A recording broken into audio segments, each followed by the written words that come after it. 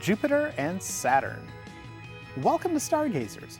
I'm James Albury, director of the Kika Silva Pla Planetarium in Gainesville, Florida. And I'm Dean Regas, astronomer for the Cincinnati Observatory. We're here to help you find your way around the sky. Hey James, what's the largest planet in the solar system? That would be Jupiter. It's actually about 1,300 times larger than the Earth, and you could even fit all of the planets and asteroids inside it. But Dean, what is the second largest planet in the solar system? That would be Saturn. Saturn, my favorite planet. Rings to forever, lots of cool moons, and it just so happens that our two largest planets will be in the sky tonight. That's right, Dean.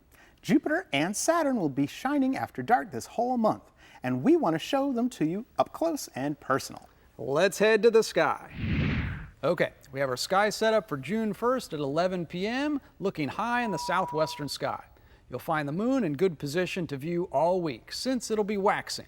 When the light of the moon is on the right, you'll see it at night. Hey, that's pretty catchy. Thanks.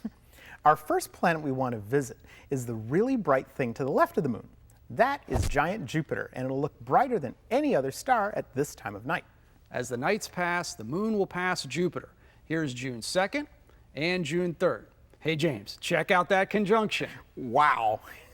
They'll be so close together, I'll need to dance. Of course, they just look like they're close together.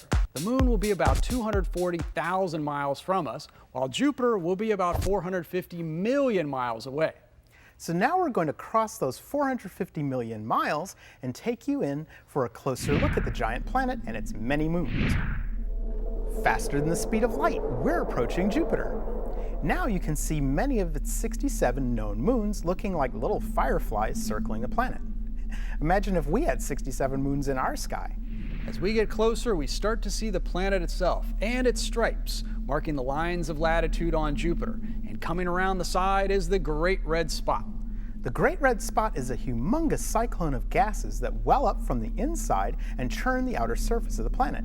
It has been there for at least 140 years, though many other spots have popped up from time to time. Right now, the Great Red Spot is about the size of 2 Earths, although it has been shrinking lately.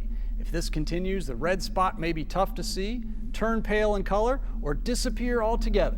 But Dean, don't get too close, you'll get sucked in. Well, that was fun. Welcome back. Anyway, now we want to look for our other giant planet, but it'll be a little tougher to find than Jupiter. When you face southeast at 11 p.m., you'll spot Saturn just above the horizon. It's definitely not as bright as Jupiter, and that's because it is a slightly smaller planet and is a whopping 840 million miles away. If we can visit Jupiter in a few seconds, why not fly to Saturn?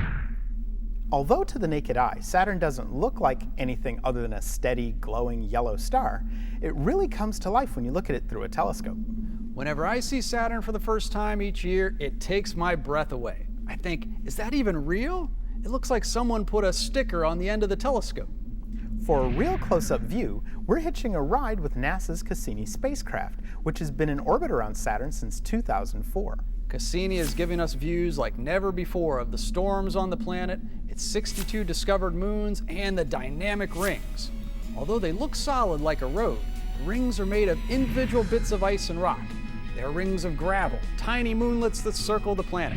So look for giant Jupiter tonight in the southwest after dark. And search out Saturn low in the southeast. Oh, the places we'll go when we keep looking up.